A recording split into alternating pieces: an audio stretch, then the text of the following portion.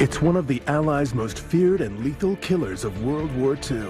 An aircraft with a sting in its tail and a 2-ton bomb load. Revolutionary in design, it was the fastest of its time and built almost entirely out of wood. It took the fight to the enemy's door and swept across Europe. The Mosquito, a legend in its own lifetime. Next on Modern Marvels.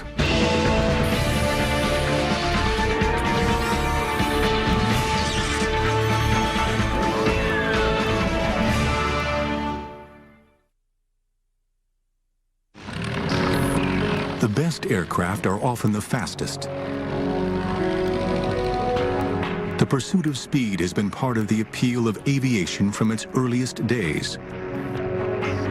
And often it is the most innovative and radical designs that break speed records. The Lockheed Blackbird uses new metals that came out of the space race and flies at over 3 times the speed of sound.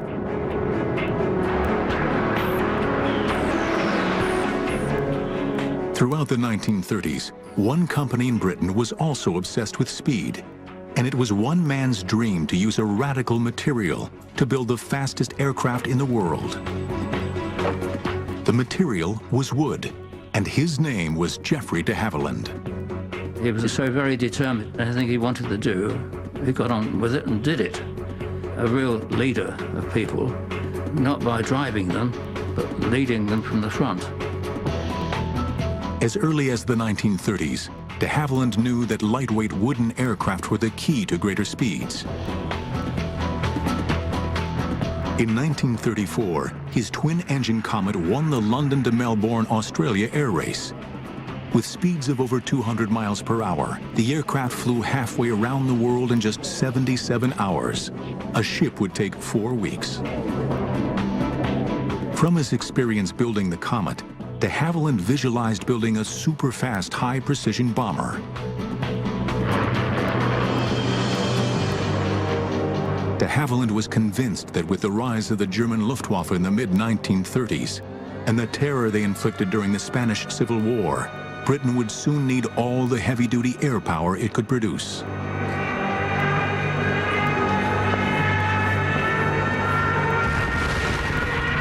It took the British quite a while to realize that the Germans had innovative designs, monoplane fighters, but more importantly, they had medium bombers that were being developed, and they had, in effect, tested them in the Spanish Civil War from 1936 onwards.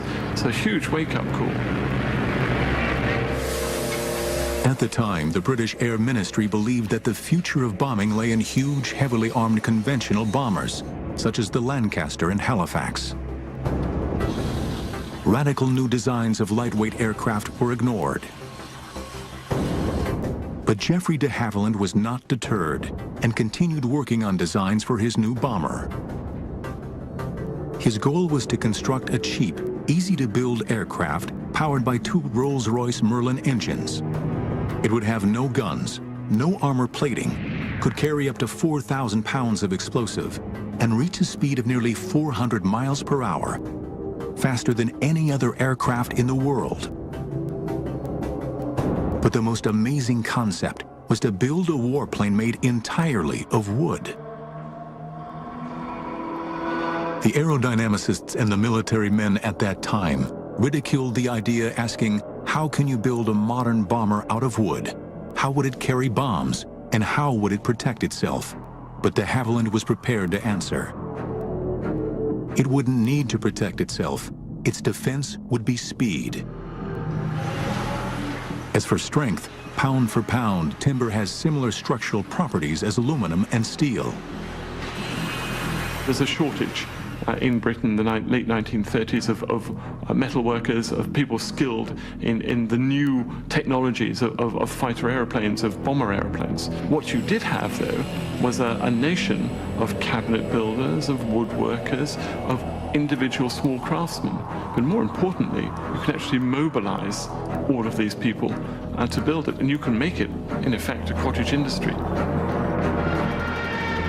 September 1939.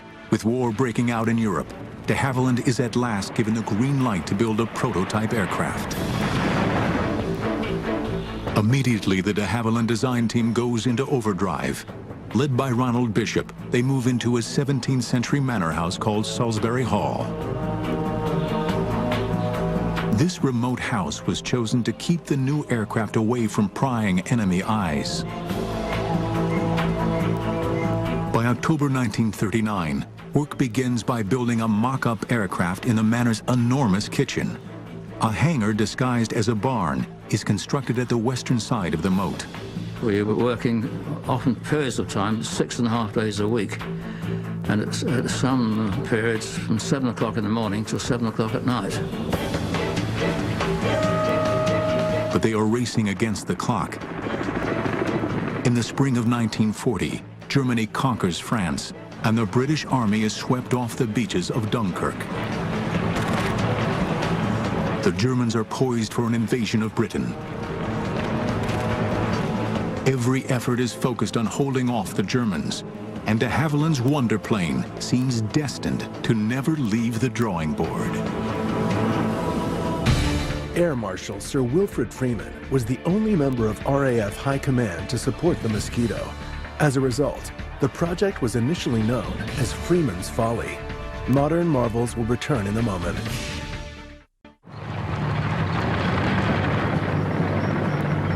June 1940, the German army has advanced to the shores of the English Channel and is getting ready to invade Britain. In just 6 months, the Nazis have conquered Poland, Norway, Denmark, Belgium, and France.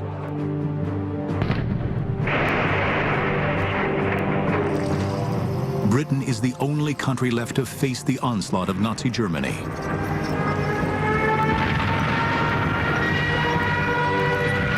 With Britain fighting for its life, priority is given to production of existing types of combat aircraft.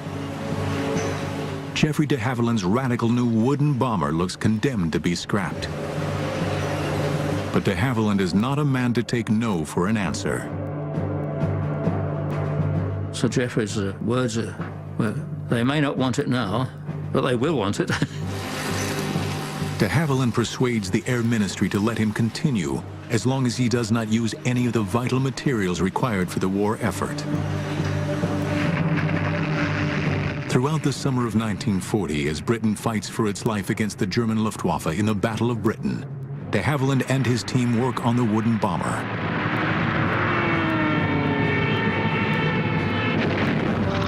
Finally, in December 1940, the aircraft is ready to be shown to the men from the ministry. It is called the Mosquito. De Havilland has done the impossible. Using scraps from the British military machine, he created the fastest aircraft in the world. We knew it would fly. We were absolutely confident it would. And the question is how much better than the Spitfire it would be. Of course, we said it would be, and it was. 20 miles an hour faster. The Air Ministry is so impressed with its performance that they place an order for 150 Mosquitoes. It is an amazing contract for an untried and untested aircraft. This one was an impossible task. It's a wonderful thing to change from, they don't want it, and so give us more and more. But de Havilland's vision of construction answers the call, enabling the Mosquito to be built in vast numbers. A plan that is as simple in practice as it is visionary in conception. The aircraft would be built like a model plane, with wood, plywood, glue, and screws. Over 400 companies around Britain with wood craftsmen would make the various sections. The fuselage would be built in 2 halves before being bonded together. The wing would be assembled in one piece and then transported to the main factory for the final assembly. In all, over 6 tons of wood and nearly 50,000 brass screws are used in each aircraft. At 40 feet long, with a wingspan of 54 feet, a legend is born. With a speed of 400 miles per hour, Faster than any aircraft in the world, the Mosquito is ready to do battle. The RAF views this plane as too valuable to let just anybody fly it. Only the most experienced crews are selected. But for many of these men, the Mosquito, powered by its two mighty Merlin engines, is unlike anything they had ever flown before. The purr of a Merlin is something to experience. It really is. And then we taxied out and took off. There you were. You suddenly look at the altimeter. The 1 minute you're down at 1,000 feet, next minute you're up at 30,000. She would climb at 2,500 feet a minute, and that was really going some. You had to get into a jet to fly anything faster than that. If you started to mishandle her, pushing and pulling, in no time at all you would over-control, and she would be like a mosquito. She would sting you. In July 1941, the first Mosquitoes to go into service are delivered as photo reconnaissance units. It has taken just 22 months from the first drawings to delivery. Unarmed, bristling with up to 5 cameras, these aircraft are soon sweeping all over Europe, evading anti-aircraft guns and German fighters. The Germans have nowhere to hide. Nothing is safe from the Mosquito's prying eyes. Photo reconnaissance was vital. We're talking the days before satellites, the days when human intelligence on the ground was limited. It was difficult to get back good information. Before every single bomber command raid over enemy targets, they had to take pictures of the targets, and in fact had to report the weather as well. So the Mosquito was an ideal aeroplane for that. In fact, you could say probably it was the best aircraft for this. But it is as a bomber that the Mosquito comes into its own. During the early part of World War II, bombing was a case of hit or miss. Aircraft flying at 16,000 feet would drop their bombs in huge numbers, relying on luck, weather, and flying skill to hit their targets. But in 1942, the Mosquito bomber version changes all that. Relying solely on speed and height to outrun the enemy fighters, Mosquitoes can drop their bombs with pinpoint accuracy. Soon, Mosquitoes with their payload of 4,000 pounds are an integral part of bombing missions. But the Mosquito is even more deadly once the pilots perfect the art of fast, low-level daylight raids. We had to be under 50 feet to be under the radar. That's the whole point of low-level operations, so the Germans don't know you're coming. And then, of course, you had to go low over the target as possible, so that you took them hopefully by surprise. Some daylight raids were flown at such low altitudes that Mosquitoes would often come back with strange souvenirs from their mission. Many of Aussie pilots come back with telephone wires draped around his tail wheel. I know I've come back with branches of trees that weren't planted in England. Mosquito squadrons were now becoming more and more daring in their attacks, none more so than the daylight raid against the Dutch Philips radio factory in Eindhoven. Intelligence discovered that the Germans were using this factory for research into radar countermeasures. It must be destroyed. December 6, 1942, 10 Mosquitoes go for their target.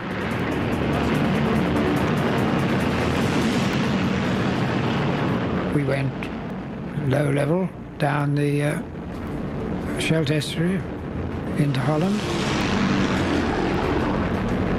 And then just then we were approaching a place I think called Turnhout. And at that point we had to climb up to 1,000 feet. And then we turned to port, and up came the factory and went down in a screaming dive and dropped our bombs straight into it.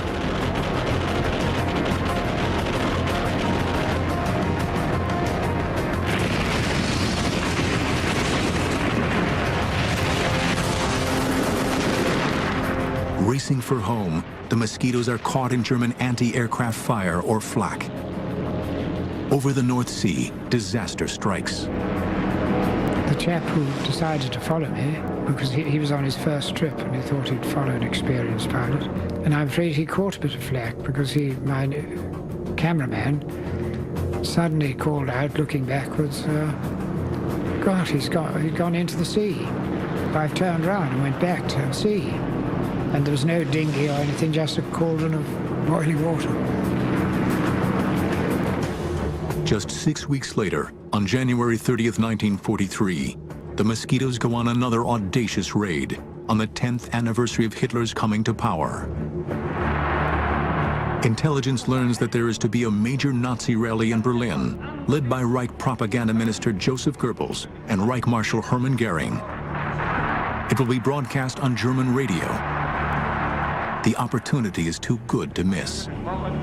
The goal is not to hit the rally, but to create chaos and interrupt the broadcast.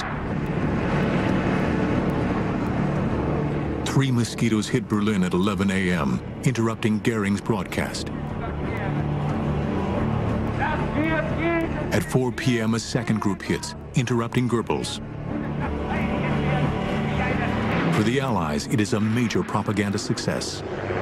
The Mosquito delivered to the Allies, particularly to the British, propaganda coups right the way through its service history, and all done by a small wooden aeroplane that the Germans had written off in their propaganda as being some sort of antique. Later, Goering is heard to say, "It makes me furious when I see the Mosquito. I turn green and yellow with envy. The British knocked together a beautiful wooden aircraft that every piano factory over there is building. They give it a speed, which they have increased again." But if the Mosquitoes were spoiling Goering's day, the Allies know that to spoil the Nazis' day, the Mosquitoes are going to have to bomb Berlin again and again until they smash it into submission. In an era of metal planes, the Mosquito excelled in so many different combat roles that it was nicknamed the Wooden Wonder. Modern marvels will return in a moment. Since entering service, the wooden Mosquito has been thrown into battle with devastating results. Whatever role it is asked to do, the Mosquito answers the challenge, always ready to take the fight to Hitler's doorstep. By mid-1943, the Mosquito is bombing Berlin on such a regular basis that the missions are referred to as the Berlin Express. But for the Mosquito crews, nothing is ever just a routine mission. We would take off after the Lancasters, perhaps 2 hours after the Lancasters had gone. And it was at that time that I really felt lonely. It was a very lonely feeling. And it was at that point that you could start thinking about what you were doing. You had to rely entirely on the navigator who had radar aids and things like that.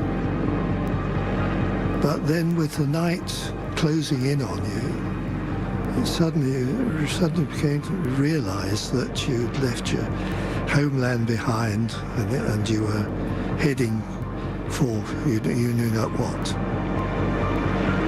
After 2 hours, the much faster Mosquitoes catch up with the slow lumbering Lancasters heading for Germany. Flying at 25,000 feet, the Mosquito crews look down on the procession of bombers 7,000 feet below them. And then you would probably be treated to a sight you would rather not see, which was the German night fighter force intercepting the Lancasters. I mean, it's true to say that once the German night fighters found the bomber stream, they didn't let go. And they'd be there, hammering away at the flanks of the heavies, and you'd see a sheet of flame as a Lanc caught fire and then blew up. And this would be the melancholy procession to the target and out of it too. It's just awful. But it is not only the night fighters that they have to get past. The German searchlights also hunt for any Allied aircraft in the sky. The favorite thing for them to do was to pick up somebody with a searchlight and then fasten all other searchlights onto it. So it was like a moth in a candle flame, and it wasn't very long before you saw brr, brr, brr, one-way tracer going, and then an explosion as a Lanc or a Halifax went down.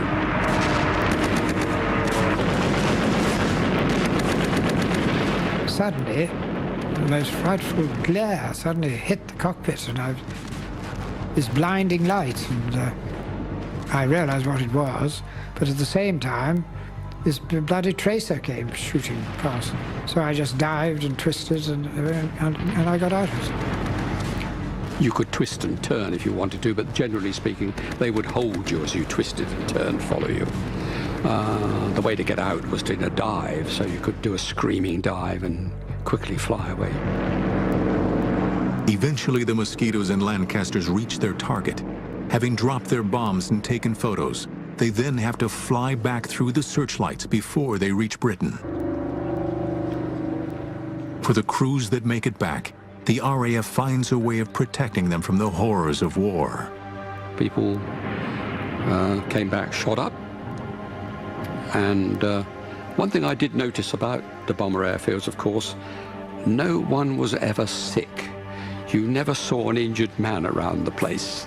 If people arrived wounded, he'd be quickly spirited away. Everybody next day was there, booted and spurred and smiling.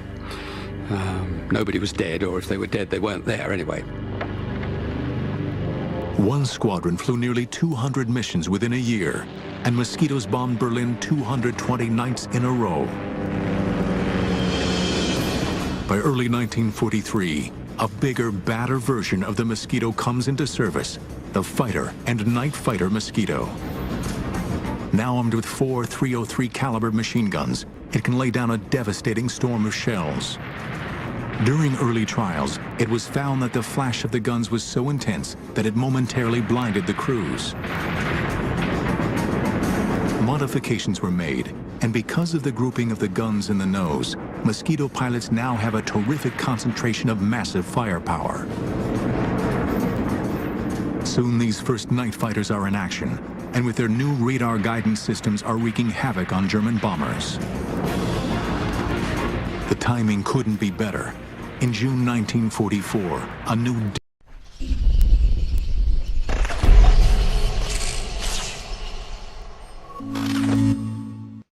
devastating weapon hits Britain.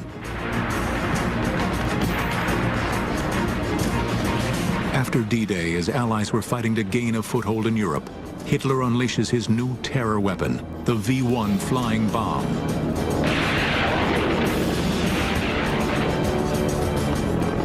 Flying at nearly 400 miles per hour, equal to the Mosquito's speed, and packed with high explosive, the V-1s are aimed at London.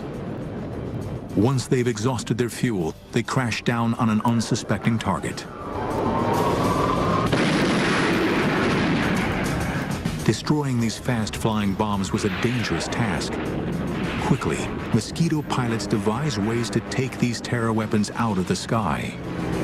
They would try and get some height and then swoop down on it and shoot it with cannon.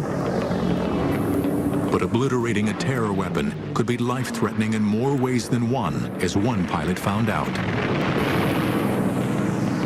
And he squirted at it with his cannon, but he was a bit too close and it flew to bits. And a bit of it came in through the front and pierced the dinghy that Heat was sitting on. It inflated in the cockpit, so up he came off his seat and up towards the roof. But he was very fortunate. He always carried a dagger down his boot. I don't know if he wanted to fight his way out of Germany, perhaps. He produced the dagger, stabbed the dinghy, and down it went, and he got home. When I heard the story, I was absolutely terrified, and I always carried a knife down my own boot after that, just in case.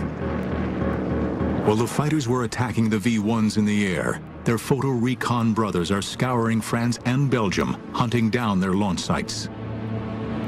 As we got near the target, of course, the navigator would alert you to your position. Put your nose down onto towards the ramp and the pillbox, and the pilot would release the bombs. We did, I think, over 3,000 sorties against them. And in the end, Hitler only launched 5,000 of them. And it was an ideal target for the Mosquito. The Mosquito was made for V1 sites. After just 9 weeks, the Mosquitoes have destroyed over 650 of these terror weapons.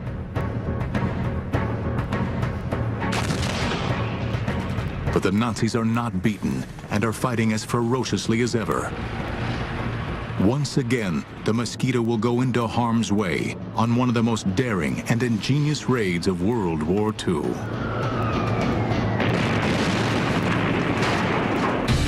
During World War II, the Mosquito was produced in England, Canada, and Australia. The versatile aircraft served in Europe, the Middle and Far East, and on the Russian front. Modern marvels will return in a moment. By 1944, the Mosquito, affectionately known by everybody as the Mossy, has become the RAF's favorite aircraft. As a supreme bomber, fighter, and reconnaissance aircraft, it is used in almost every theater of war. From its early days, Coastal Command has used Mosquitoes as a vital weapon against harbors, shipping, and vicious German U-boat packs. But by 1944, it has a bigger sting in its tail. Called the Tsetse Mosquito, this aircraft carries a Mullen 6-pound cannon with a kick like a mule. Rate of fire was about 1 every 2 seconds. You could fire it separately, and that's an automated one every 2, or you fired it yourself, carrying 24 rounds. Very formidable weapon. It was armor piercing. You should have allowed yourself a range of 1,000, 1,500 yards for the target, but not to go closer than 600 yards. The reason why you shouldn't go in less than 600 yards is because you might get a bit of shrapnel for your own gun coming off the U-boat.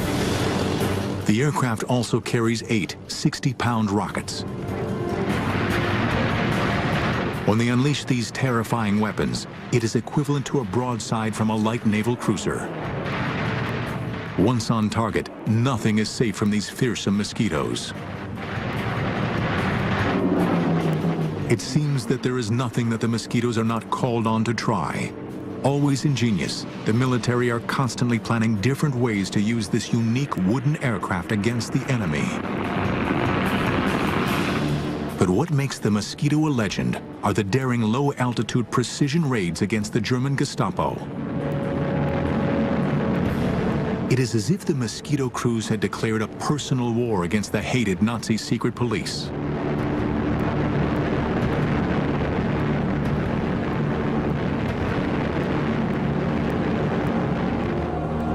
Since the early 1940s, the French resistance network has been a major thorn in the side of the German occupation. Its aim was to sabotage the Nazi war effort. By 1944, hundreds of these resistance fighters are imprisoned at the notorious Amiens prison in northern France. Word reaches the Allies that on February 19th, 200 French men and women would be executed. An ingenious plan is hatched. Mosquitoes will bomb the walls surrounding the prison so that the resistance fighters can escape. It is called Operation Jericho. The main prison layout is in the shape of a crucifix and surrounded by a 20-foot-high, 3-feet-thick wall topped with broken glass. Located at the end of a long road, the prison is surrounded by open, flat countryside. The timing of the raid is essential to its success. It must be midday when the prisoners are in the yard and the guards are having lunch. Equally important is precision. Great care has to be taken that enough explosive is used to smash a hole in the outside wall without destroying the prison and killing the inmates. When told of the danger, the resistance fighters reply they would rather die from RAF bombs than by a German firing squad. On the morning of February 18th, the Mosquito crews learn of their target. We went into the briefing room around about 9:30, 10 o'clock in the morning, and on the table was a mock-up model of the Amiens prison, and we were told we were going to try and breach the walls and give the prisoners a chance to escape. The attack, timed for exactly noon, consists of 3 stages. One squadron was briefed to breach the walls, in other words, to toss the bombs or fly very low level and put the bombs at the base of the walls, if possible. The second squadron were to come in at 12:02 when the guards had gone to lunch and bomb the dining hall, mess hall, anything they could lay their hands on to keep the guards under control. In case of the first squadron not breaching the walls completely, or the second squadron not doing the guards' quarters, etc., then the third squadron would bomb the whole prison. As the crews wait for takeoff, it looks as if the raid might be called off. The weather has closed in, and all aircraft are grounded. It was very, very bad weather, low cloud and sort of spitting snow, do you know what I mean? Very low cloud. And we didn't think it would go on. What the Mosquito crews do not know is that the French resistance have sent a coded message: strike now or never, execution's imminent.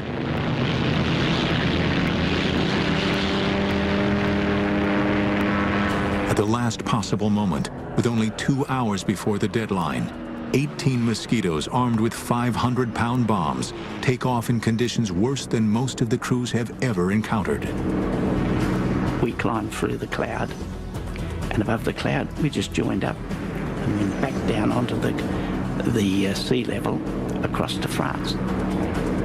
Flying in 2 groups and at almost 0 feet, they sweep across the English Channel. Amazingly, as they approach the French coast, the weather improves. It seems that luck is on their side. When we got to France, it was covered in snow, of course, but it was clear. And we flew around and we picked up the road from Amiens to Albert. Long, straight road. And we settled down for the run-in. In the fields around the prison, French resistance fighters anxiously search the sky, waiting for the Mosquitoes to help their colleagues escape. We could see the prison ahead. And we got down very, very low indeed. And we were coming down to around about 190, 180 knots. With only minutes to go, and with the Germans completely unaware, the Mosquitoes approached the prison.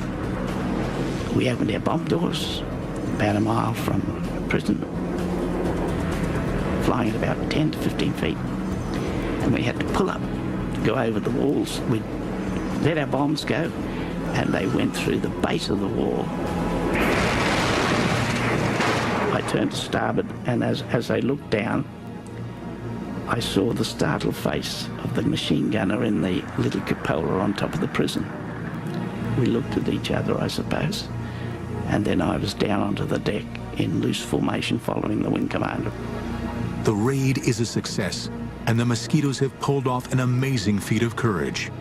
255 prisoners escape, but 37 are killed in the attack, along with 50 German guards.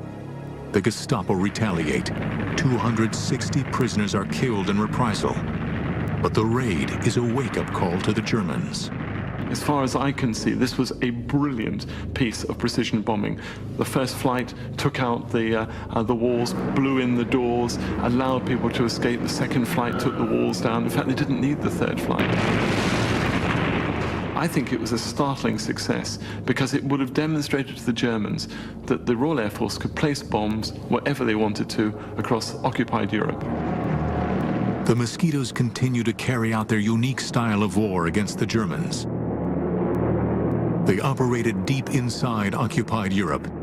Using technology that was years ahead of its time, they hunted down the Nazis. No one was out of their reach. At the end of World War II, the Mosquito had the lowest loss rate of any aircraft in the Royal Air Force Bomber Command.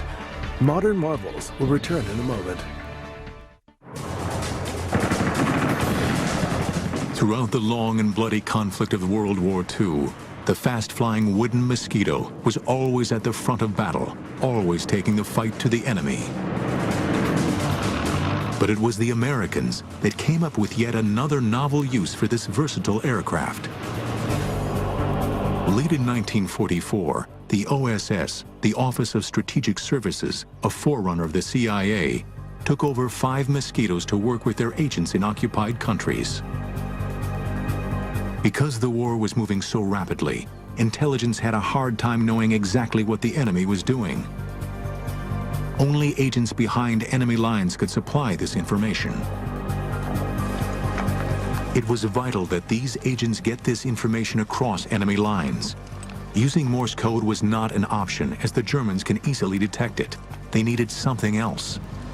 2 American scientists had developed a transmitter that enabled an agent to talk to an aircraft. Called the Joan Eleanor system after one of the scientists' wives, it was an early version of the cell phone. By transmitting on a waveband so narrow, the Germans would have to be within 50 feet of the agent to detect him. But the ingenious part of this plan was the Mosquito. It could fly undetected along a predetermined 150-mile line, listening for the agent's message. Inside the Mosquito is an OSS operative. Within the fuselage, there was hardly enough room to move, and I was sitting almost on top of a big fuel tank. The petrol in there would expand and would come out on a special valve, and I could see it down there bubbling, and that was petrol. When you switched on your suit, you always expected a spark, boom. But we were so high that there was very little oxygen in the air. When the Mosquito reaches the area, the OSS operative can begin calling the agent. This is 5278, 5278, calling Z313131, and then wait for him to say, yes, I'm here, and give me the answering code. Sometimes, the Mosquito will fly along the designated route for hours on end before the agent answers. When you heard them, it was exciting. It was, look, I've got him, finally. Confirmed who he was, and his short messages would be such and such a unit is there, and they've going west on highway number so-and-so, and it's 2 battalions or whatever it is, and and we could get it back in 3-4 hours. But many times the agent never answers. Sometimes they cannot find a safe place to transmit from, and sometimes no one even knew the planes were there. Well, when time was up, the pilot knew just how much petrol we had, we'd turn around, go back. For a long time, the Mosquito had been the weapon of choice as a pathfinder for the bombers. But as a low-altitude marker, it was second to none in helping annihilate the German war machine in France. To enable precision bombing and reduce civilian casualties, the Mosquitoes flew with the squadrons of heavy bombers. As they reached their drop zone, the bombers dropped flares which illuminated the sky, and the Mosquitoes dove down to identify the individual targets. So 4 of you were coming in, and the rule was that the first one who saw it called tally-ho, just that. You then positioned yourself and dived on one end of the target. And when you judged that you were at the right position above the ground, which was probably at about 1,000 feet, you were coming down at quite a speed after all, you pressed the button and away went 4 500-pound markers, and down they went, and made a great blob of red on the ground. You got the hell out of it. Only when the target was ringed in red marker bombs did the leader call up to the oncoming bombers.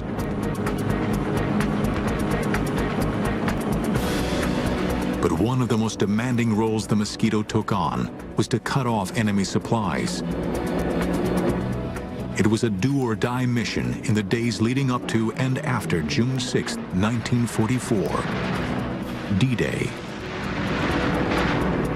As Allied troops fought a bloody battle to gain a foothold in France, the Mosquitoes hunt independently, seeking out enemy supply lines. Trains we preferred to attack because they were always carrying war material on it, or reinforcements for the front. Sometimes you could attack a train going into a tunnel, and you'd get the other end of the tunnel and wait for it and shoot it up as it came out. It was fun, really, shooting up trains. During the month of June, Bomber Command flew over 15,000 raids in support of the Allied invasion forces. And by the end of 1944, they had helped drive the Germans back into their own country. Finally, on May 2nd, 1945, 2 days after Hitler's suicide in Berlin, 126 Mosquitoes took part in the last raid of the war in Europe, their target, the German port of Kiel. Within 2 hours, the city was reduced to rubble, a grim legacy to the destructive power of the wooden wonder. The aircraft that was initially greeted with scorn proved to be no joke. It was one of the most feared and lethal killers of World War II. Over 7,700 were built, and over 40 different versions had served in all theaters of World War II. To the men who had flown it, the Mosquito was second to none. It was a love affair, and I thought, well, when I finished flying, that was it. I never flew another aircraft again after the Mosquito. Never. It's wrong, really, to say it was a legend, because the legend suggests it wasn't real. I mean, the Mosquito was certainly a reality. But it was a lovely aircraft, beautiful aircraft to look at, marvellous aircraft to fly. Well, in many cases saved my life, but I mean, I think the Wooden Wonder, it's been used before, but I think the Wooden Wonder really sums it up. It was.